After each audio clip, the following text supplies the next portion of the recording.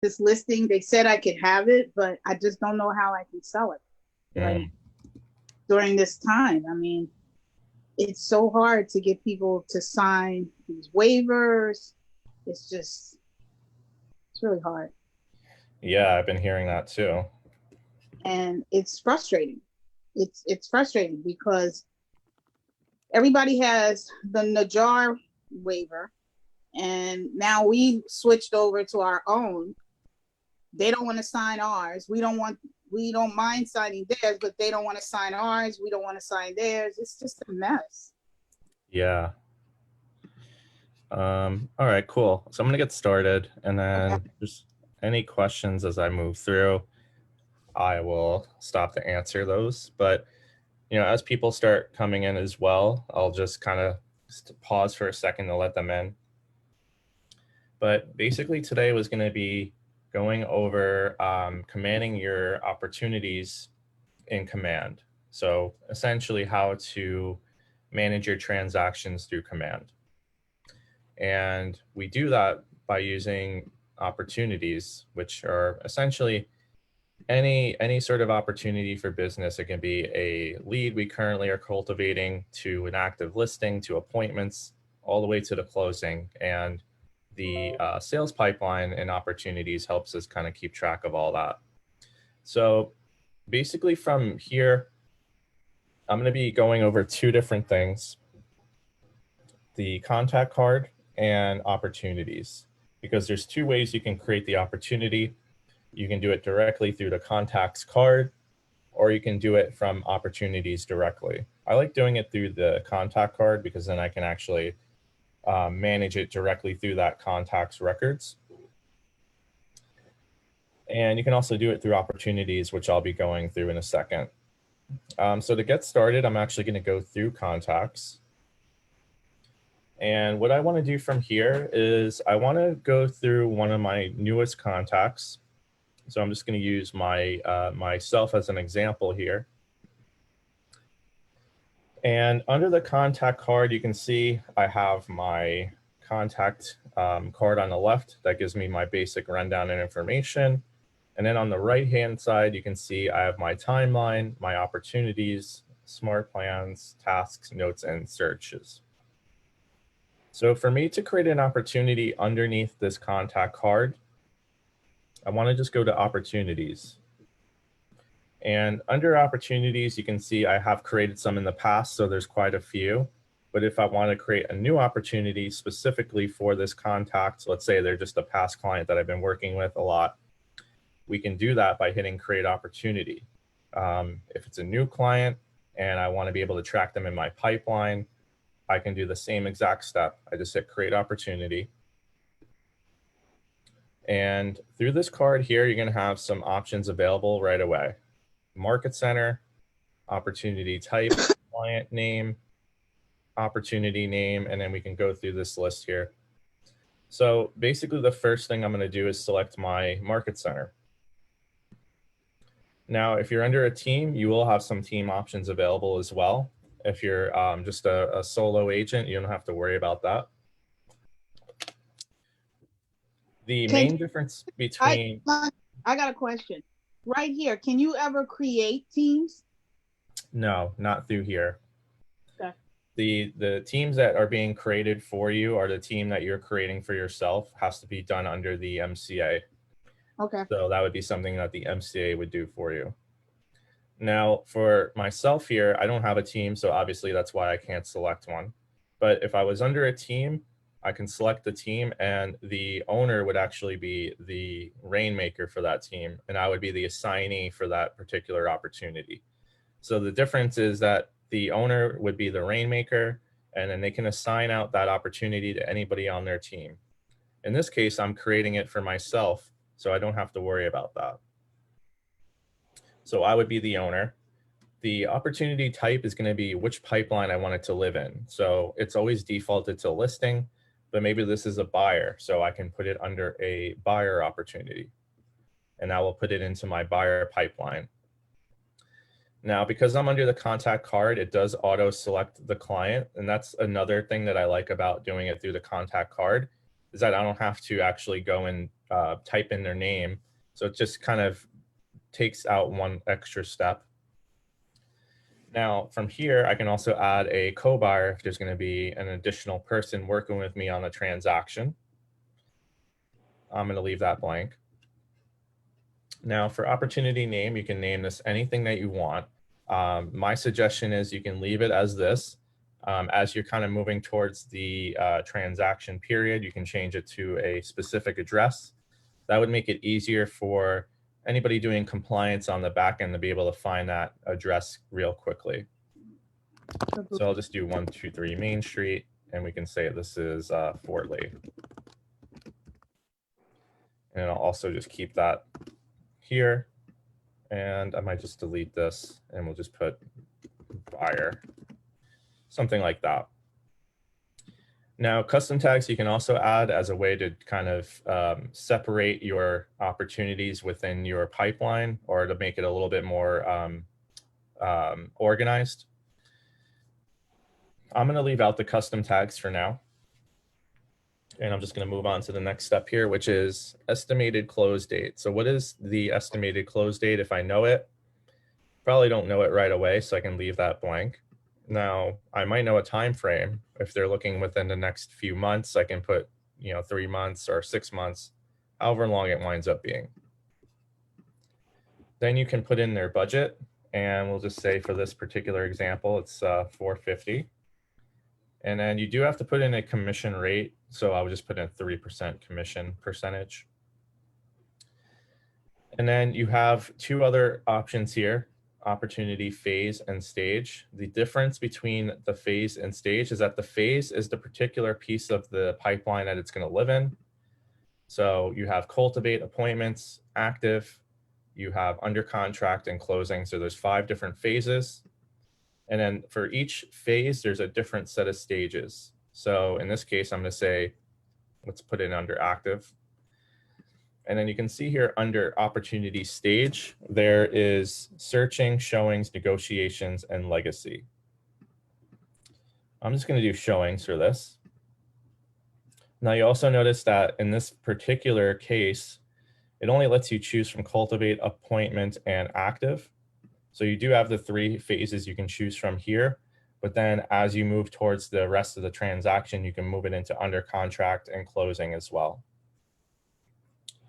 I'm going to go ahead and hit create. So once you hit create, you're going to have that opportunity created. I'm just going to click out of this.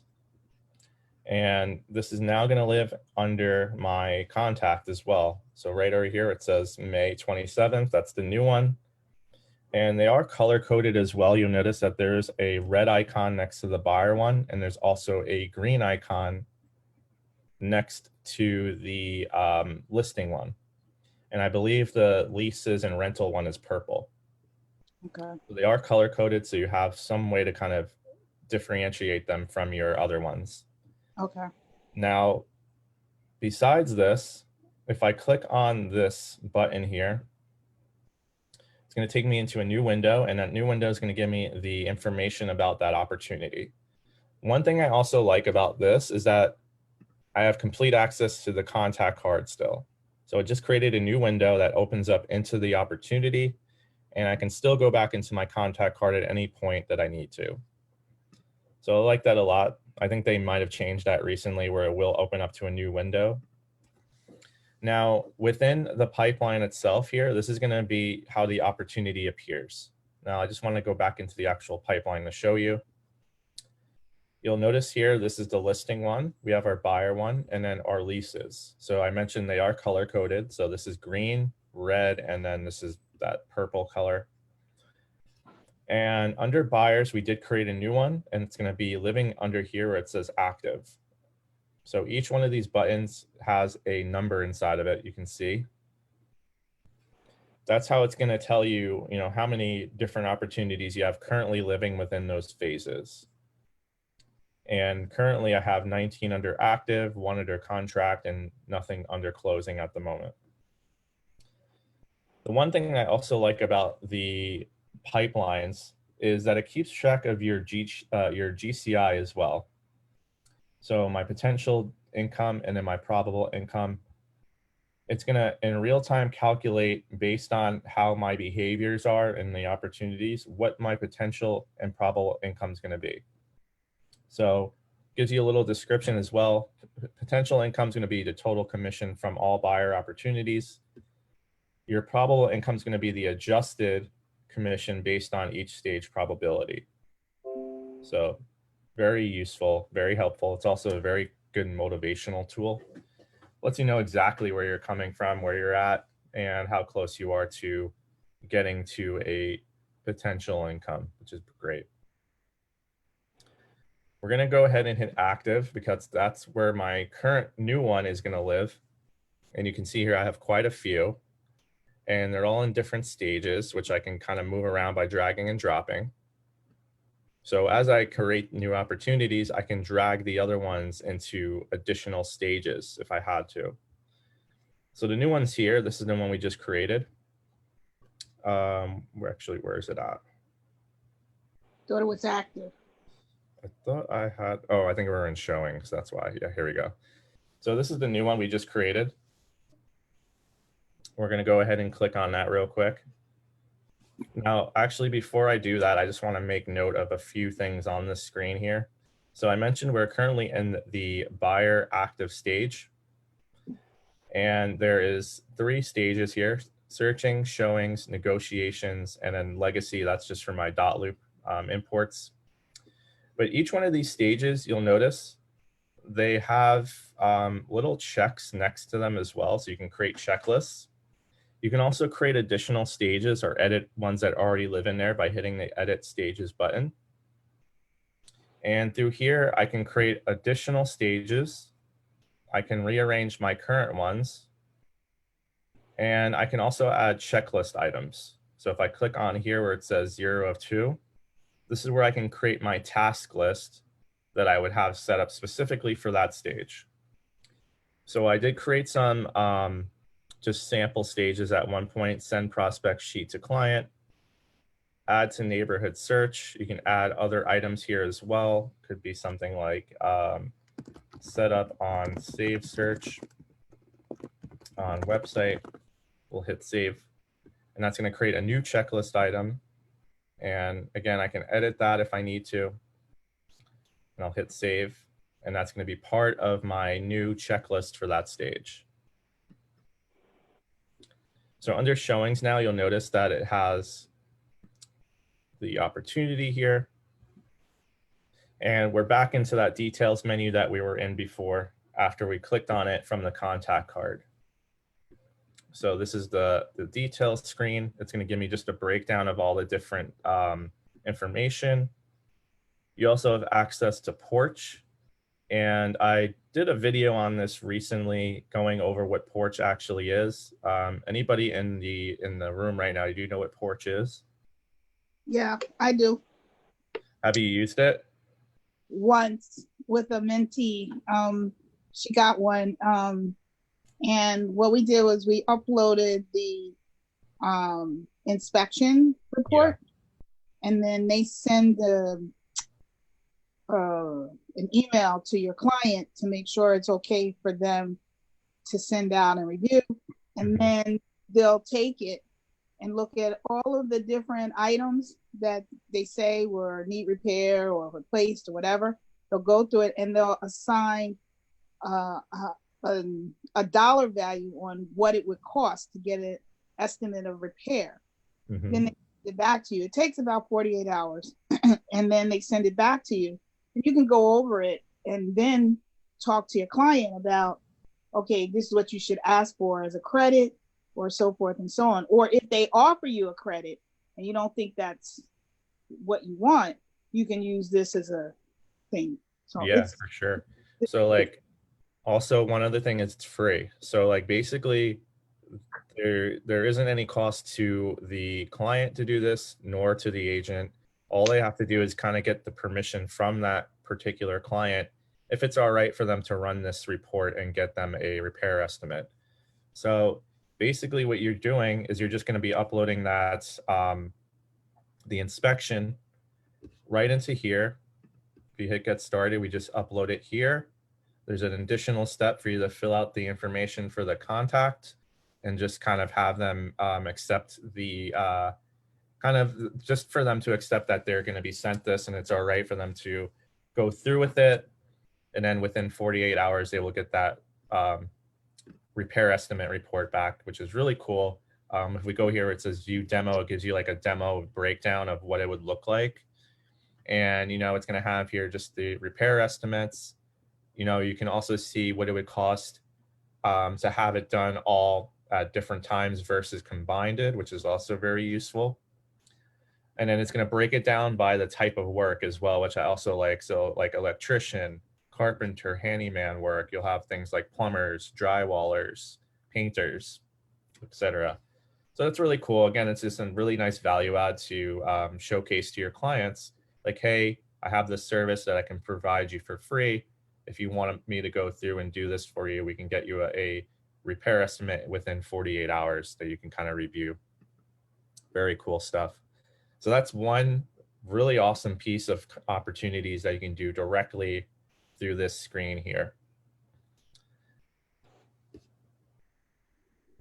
You can also update your property details. Again, very simply, I can look up the address. You can also connect it with a listing. In this case, on the buyer end, I don't have that, that opportunity right now to do it. But as I'm going through this whole thing, you'll notice what I'll be able to do later on with the commission section. Now, there's one additional feature that they added recently, and that's the buyer profile. So you're working with this client, you sent them your consumer app. Once they're actually linked with you within the consumer app, this will change and it'll say that they're currently registered with me, and I will be able to help kind of facilitate the guides. So in this case, they would be connected with me through my app. They would have my guide, which is set up specifically for them under the buyer section. And they'll be able to see every step of the transaction where they're at. So if you haven't seen the guides within the consumer app, it's basically laid out from the very first step of you know, going through the searching all the way to the very end where it's the closings. And they can do that through that buyer guide that's connected with your consumer app. So basically here, when they're connected with you, you'll be able to actually see what part of the guide that they're currently in. And you can also help kind of move them through the chains as well through here. And it kind of keeps them notified of what's going on. I like that a lot. So the big piece of command and the big piece of opportunities as well is your compliance and your commissions, how you're going to get paid. So within the opportunities right now, you do have a document section. They'll call it the compliance checklist. And under here is where you'll be able to add your documents. So right now, if I go into where it says UC, I have this checklist of all the documents that I can add in. You know, I can see here my contract of sale, lead paint disclosure, CIS forms, pretty much all the things that I would need. You'll notice that some of them also say required on it. So that means that you have to have it uploaded.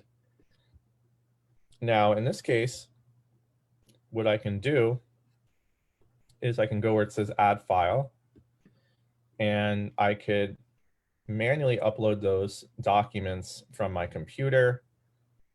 What I can also do is I could connect this with a DocuSign room, and within DocuSign, I can connect that and have it synced with this opportunity, so I can pull those documents in automatically as well. I have two options available actually, DocuSign and Dotloop. I'm going to just use DocuSign, and I'm not going to go too deep into DocuSign right now, but I do want to show you how it works with command and opportunities. So what I want to do is I want to hit that little drop down. I'll hit DocuSign, and that's going to create the room. It's going to auto generate it for me. I'm going to go ahead and just click my login here. Where did you go? I clicked on where it says start a transaction. Okay. And then that will help me create the room. So right now it's creating the room. And you can see here on the top, it has the name of the opportunity. So it's essentially connected with that room now. You'll also notice if I hit add a file on any one of these documents, there's going to be a new DocuSign option available. So that basically means that I can now, any documents that I'm working in within DocuSign, I can pull into here. So right now, obviously, I don't have any documents to showcase because I haven't added them into the room yet. So what I want to do is I'm going to go back into the DocuSign room, which I'm currently in. From here, I can also add in additional details about the listing and seller or buyer or whomever.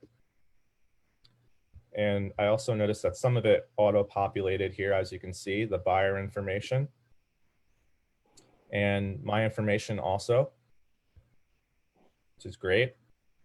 Now, we don't have a property already set up yet, so I haven't actually put in any information about it, a property that we're looking at. But what I could do is, let's just say hypothetically, we're going to put in a location, and I'm just going to go ahead and hit edit here to do that. And I'm just going to put in 123 Main Street. It's going to be in Fort Lee, Oregon. Let's put the state as New Jersey. And 07024. Okay, cool. I'm just going to save that. I'm not going to go through all the information, but you can see here I can add quite a lot. And then what I'm going to do now is I'm going to go back into my documents section. So very similar to how dotloop worked, where you're adding documents into the room. You can do the same thing with DocuSign as well. And what I'm going to do is I'm just going to hit add. We can go where it says DocuSign forms.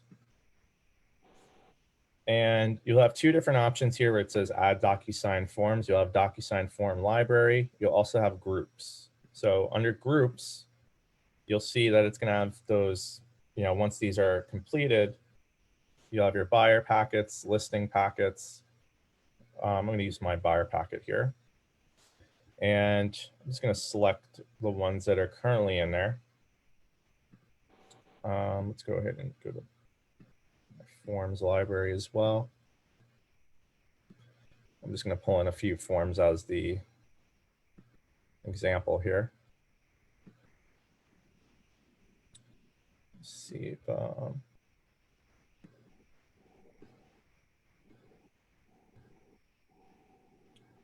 just going to use, let's see which one I want to use. I'll just use the ones that I have currently in there. There's a couple in there right now. Ooh. Just gonna do that again. All right, let's go to here. Just going to take that offer one in. That in. All right, so I just added one document for the example here. It's just an offer acceptance agreement. And if you click on it, it's going to load up a preview. You can see what it looks like. You'll notice here that some of it already auto-filled, as you can see. We're going to just save and close. And what I'm going to do is we're going to have to go into the people section. Now, what I want to do now is I want to add in the person. So I want to add in the buyer for this particular listing. We're going to go ahead and hit invite. And it's going to be very similar to how you were doing it in dotloop, where you had to add in the email. And I'm just going to add myself as the example here. And we'll just put my name.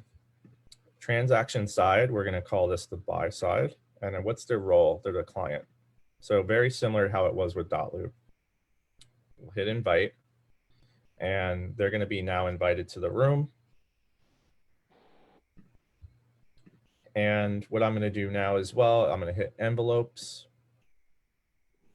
Now, envelopes is how you send out your documents to your people to have signed or reviewed. So in this case, what I want to do now is I want to hit electronically signed documents. We're going to create a new envelope. And we're just going to put, in this case, 123 Main Street buyer docs. And then I'll put something like please review and sign. And we do have here add documents to envelope. So in this case, I'm going to use room docs because those are the ones we have currently available. And we're going to hit add selected. Now, if I had a whole bunch of them, they would appear here as well. We can add our recipients. So I'm going to go ahead and put room recipients in. And we're just going to go ahead and click the people that are in here. You can also notice that there's an order. So I can rearrange the order of how that's going to be sent. I'll just put this one as 3. So the admin would be the last person to see that. Now for the email subject, I'll put again just my 123 Main Street buyer documents enclosed. And I'll just put please review and sign. So very similar how you were doing it with dotloop. You know, you're setting up the document to be sent out. We're just putting in a little email message there for them. And in this case, for email message, I'm just going to say, hi, buyer. Enclosed are the buyer documents for 123 Main Street. Please review and sign. Let me know if you have any other questions. All right, so, and I'll just put my name here as well. So from here, what I can do is I can go where it says next. And the next step is for me to just confirm the documents are ready to be sent. And this is going to give me some additional things that I can have in regards to fields. So I'm actually just going to add a signature box here. Yeah, right here. I'm just going to make that a little bit smaller. We don't need that too big. And you'll notice that it's also currently assigned to the buyer.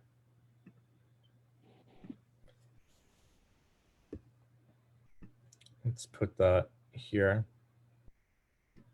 And then I'm going to add in another signature box for myself right here. And then I put a date box. Ooh. Put that date box there. Here. Put a text box right there. And you'll notice right now it says required field. We can change that to be required, to be done. We can put in here the amount so we can actually edit the text and we don't have to make that a required field for them. And then from here, basically this other information I can have auto-filled from before. I can also do a recipient preview, which is also really cool, which will just give me an idea of what this is going to look like from the perspective of the buyer and or seller. And it'll show them like exactly what they need to do. This is their signature. I'm going to go ahead and you can just kind of look at it from my end as well. It gives you that box that I have to sign. So now, once I'm satisfied with this, all I have to do is hit send. And we're going to go ahead and add fields. Actually, yeah, we're good with that. We can go ahead and hit send. And we are all set. So that's going to be sent to me as the buyer. And once that's done sending, I'll show you.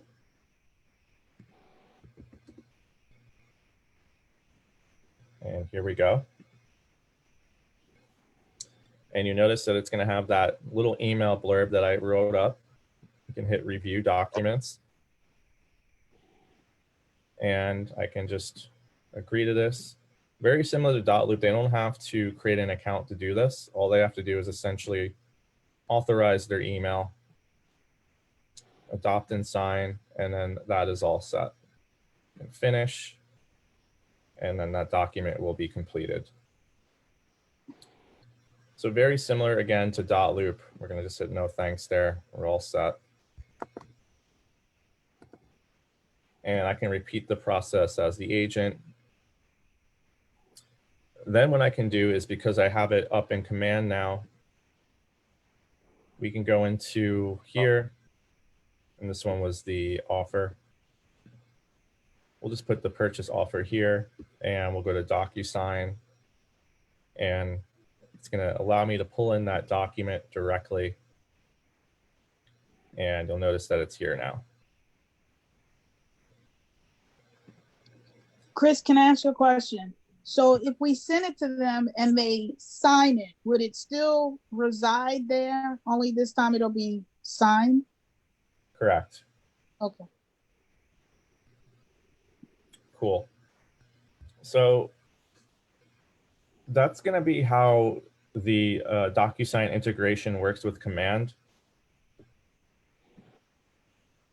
Basically, it's going to create a room. It's going to allow you to upload your documents in there, and then you can pull them back into command for compliance, because then you can submit them to the MC, who will then be able to go through and check them. The only difference between this and Dotloop specifically is that command doesn't allow you to actually do any of the e-signing. We're still using a system for that, and that's DocuSign and Dotloop. So either way, you can still pull those documents in manually. Again, you can connect it with a DocuSign room and then pull them in from DocuSign. One other thing I also like here is the ability to do multiple files. So you can essentially go into here, and you'll have a nice drop down that I can go in and kind of select the documents that I want to add in. That makes it a little bit faster as well. And then once you hit attach, that will add all those documents into the checklist.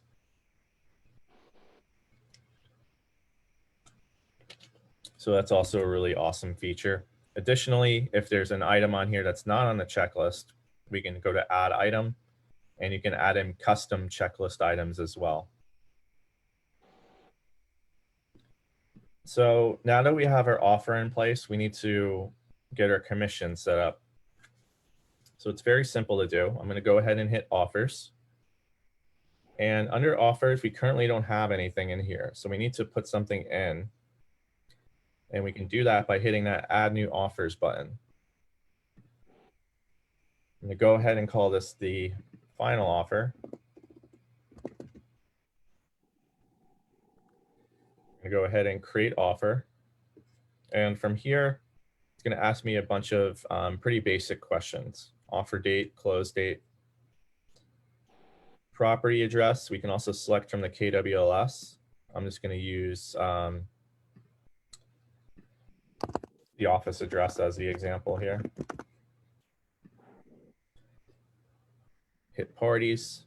It's going to have my buyer information, myself. We can put the seller info, or just use associate name as John Smith. I have a question about this. So we're creating quote unquote a buyer's offer. Does this isn't sending over the pre-approval? You still have to send over the document. All this does is reside in command. Yeah, exactly. So this is a way to kind of it's a way to activate your commissions, kind of like we were doing green sheets, but you still need to have all the proper documentation in place. So in this case, I'm just kind of going through, it's pretty much like a wizard. It's going to walk me through. I'm going to go ahead and put the terms in. This is where I'll put in the cash and finance amounts. So let's just say it's hypothetically 300, and then they're going to do that as their finance amount. Earnest and options, you can also put in termination options, seller costs, agent analysis. So this is where you can put in pros and cons of a particular offer, and then you can have a little summary there. And I believe this is going to be connected with our consumer app at some point. So from the consumer end, when they're looking on their app, they can actually get these updates in real time, and they can actually kind of review that. So again, this is an optional function. As you can see, you can move past without doing it. But if you wanted to put something in there to showcase to your client, we can do that as well. So now you can see here, after you're done with the offer card, it's going to populate into here like this. And then from here, what I can do is I can hit either accept or reject. I'm going to do accept. And it's going to unlock this commission section here.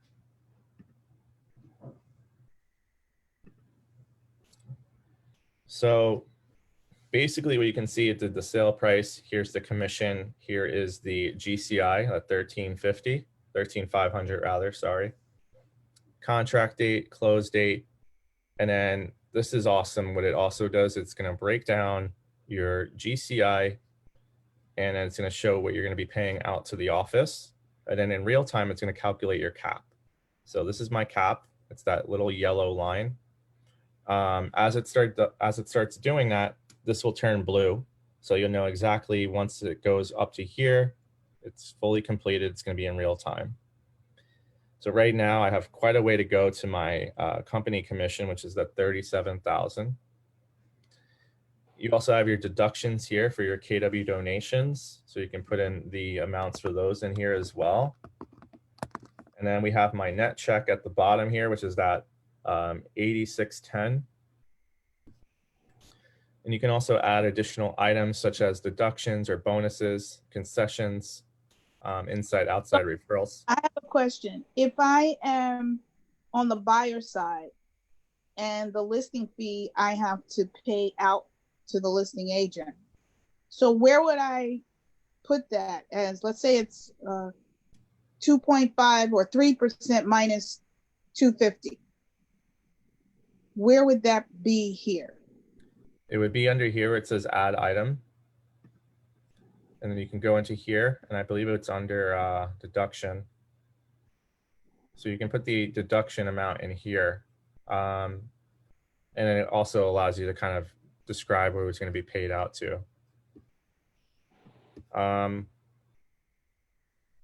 Yeah, that's probably how you would do it for now.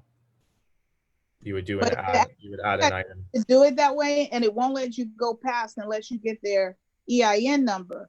But technically, they're paying us, not we pay them. So how's that? Yeah, that might be more like a MCA question. And I can find out about that for you as well. Yeah, I did one of these, and it's not making sense because I also have a green sheet, and I'm doing it like a beta test, and they're not coming up the same. Okay. Yeah, I mean, I can look into that for you. But basically, just to kind of go back to this, because I got to start wrapping up in a little bit. It's going to break down your royalty here. It's going to break down your company commission here, both in real time. So you have the cap information in front of you. Deductions. Then you have your net check amount here. And then on the right-hand side, it's going to show you your kind of like breakdown, what you're being paid versus what the office is being paid. Once you hit submit, that's going to go directly to the MCA, who will then be able to review that. And then it would be essentially put into Winmore, very similar to how we were doing it previously with green sheets. So that's how the commissions is going to work in Command. I find it to be a bit easier than green sheets. And I'm looking forward to how. I find it complicated. That's because I've been doing green sheets for 15 years. Yeah. It's going to be a little bit of a learning curve, but I think once we got it kind of down, it's going to be a lot easier for everybody. I find it to be a lot more, I think it's more seamless, but again, it's always going to be something, if it's new, might be a little bit of a challenge at first. Yeah. That's why I want to play with it before June 1st. Yeah. And sort of, try to understand it. I'm sure it's much. it's going to be a lot easier for everybody. I'm sure it is. It's just, when you've been with KW as long as I've been. I mean, this is close to my fourth or fifth edition of their system. I mean, I was Yeah. still have the Agent C. Okay, do you remember that? No, you Yeah. That's going way back. Yeah, I still use that. I Wow. mean, so with Garden State. So that's how old it is. Gotcha. Okay. So I did want to just show off that particular feature of command, as we're going to be using that quite soon. There's two additional options within opportunities here that you would find very useful. Notes, and this can be kind of like an audit of, well, more so adding notes on a particular transaction. This is good for teams as well, because then with teams, anybody who's assigned to this particular opportunity can update the opportunity with any sort of notes and that pertain to this particular opportunity in the pipeline.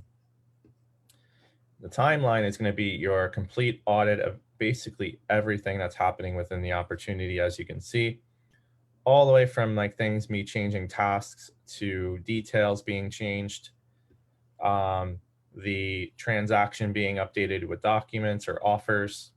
So this is a really good way to kind of audit and kind of get like an activity log, very similar to how Dotloop was doing that. So I like that a lot. That's fairly new. It's only been out for a little while now, but I think it's really useful. And I mean, that would probably cover most of what I wanted to go over with opportunities today. Did anybody have any questions? Any other questions before we wrap up?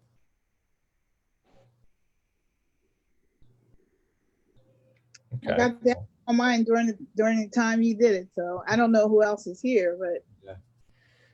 All good. So this is a video I have recording as well, so I will post this on YouTube a little later. And if anybody has any additional questions, you can feel free to reach out.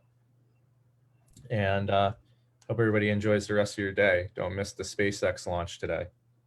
yeah. Thank you. All right. Have a good day. You too. Take care.